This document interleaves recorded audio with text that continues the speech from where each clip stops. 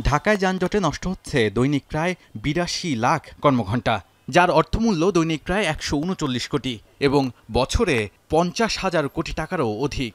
তাই ঢাকায় ক্রমেই জনপ্রিয় হয়ে উঠছে বাইসাইকেল। অফিস কিংবা স্বল্প দূরত্বে অল্প সময়ে পৌঁছাতে সাইকেলই যেন সহজ সমাধান। তবে অপরিকল্পিত নগরায়নের ফলে সাইকেল আরোহীদের পড়তে হচ্ছে নানা ধরনের সমস্যায়।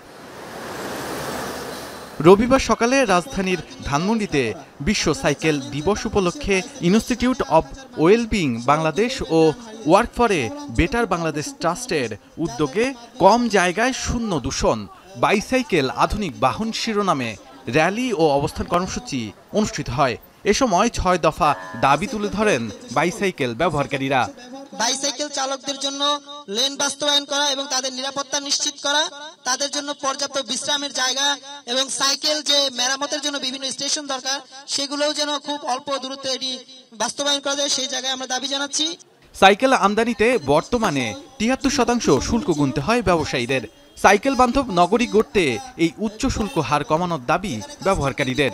সাইকেলিং এর যে আর কি করটা যদি কমায় তাহলে ম্যাক্সিমাম মানুষের কাছে সাইকেলিংটা জনপ্রিয়তা পাবে, পাশাপাশি আমাদের যে পরিবেশের হ্যাম্পারটা হচ্ছে এটাও কমবে।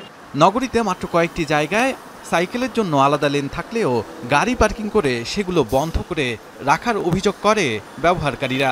পাশাপাশি নগর জুড়ে সাইকেলের লেন করার দাবি করেন তারা। সাইকেলের যে আমরা চালাই নিরাপত্তার জন্য আমাদের একটা সাইকেল আলাদা লেন দরকার।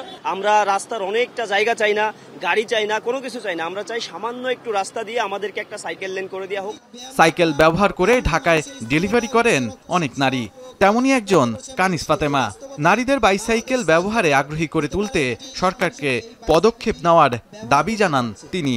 সাইকেল কিন্তু একটা পরিবেশ বান্ধব বাহন ছিল, এখন বর্তমানে সেটা কিন্তু একটা আয়ের উৎস হয়ে গেছে। এখন আমি নিজেও বলি, আমিও একজন ডেলিভারি লেডি, যে আমরা মেয়েদেরকে ডেলিভারি দিয়ে থাকি। দিবসটি উপলক্ষে একটি সাইকেল র্যালি ধানমন্ডির ৭ মসজিদ রোড হয়ে মানিক মিয়া এভিনিউ হয়ে আবাহনী খেলার মাঠে গিয়ে শেষ হয়। শাহাদাত, এখন ঢাকা।